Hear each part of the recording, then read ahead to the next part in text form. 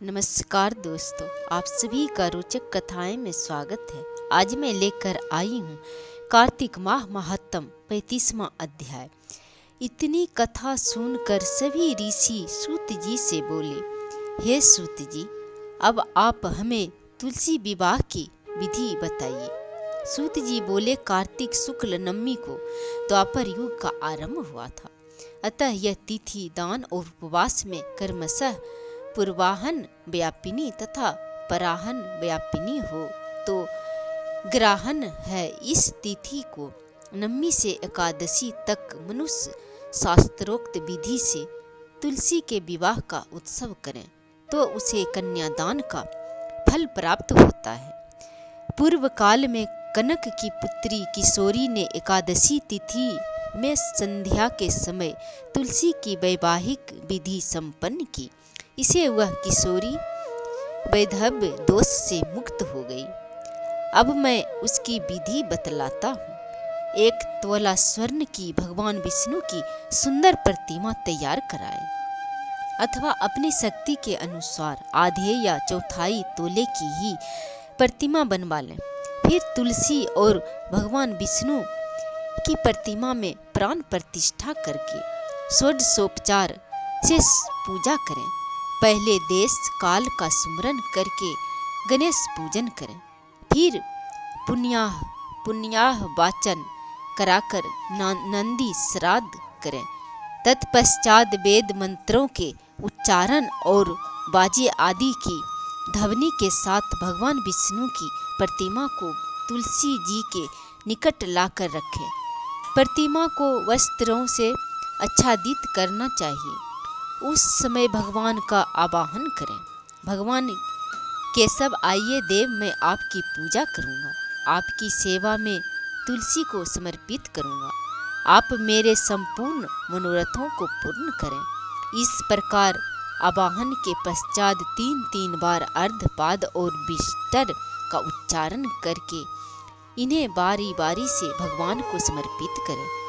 फिर आचमनीय पद का 3 बार उच्चारण करके भगवान को आचमन कराएं।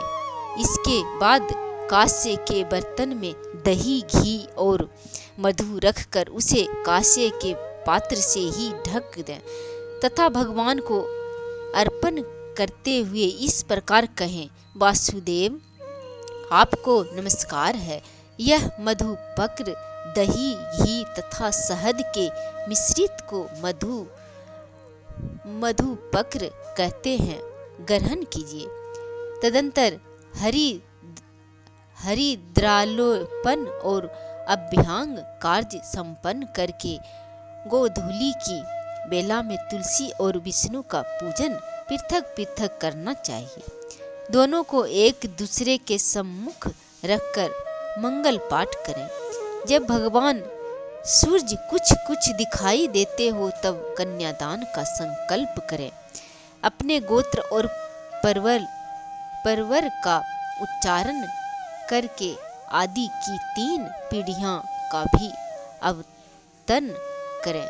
तत्पश्चात भगवान से इस प्रकार कहे, आदि मध्य और अंत से रहित त्रिभुवन प्रतिपालक परमेश्वर, इस तुलसी दल को आप विवाह की विधि से ग्रहण करें।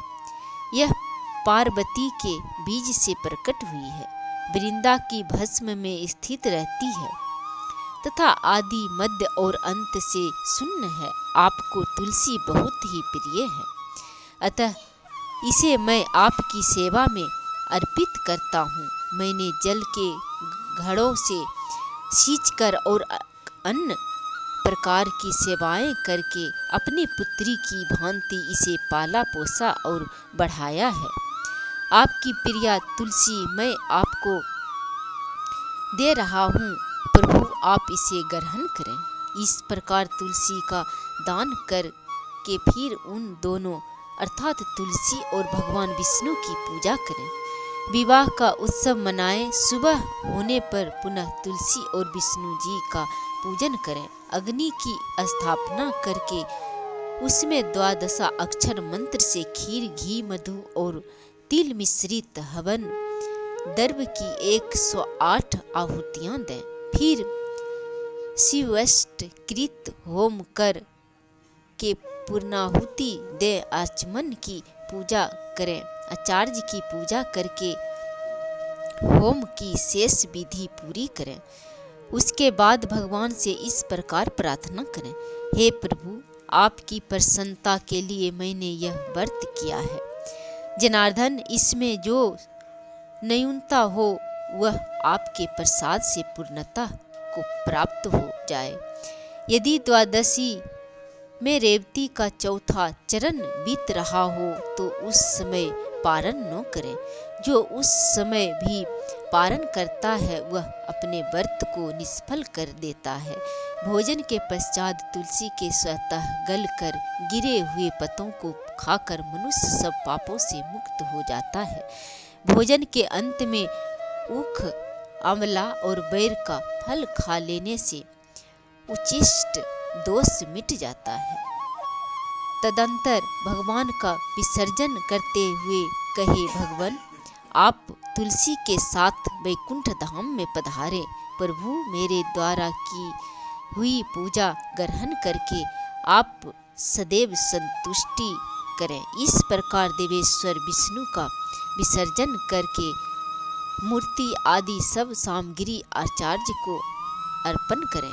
इसे मनुष्य कृतार्थ हो जाता है।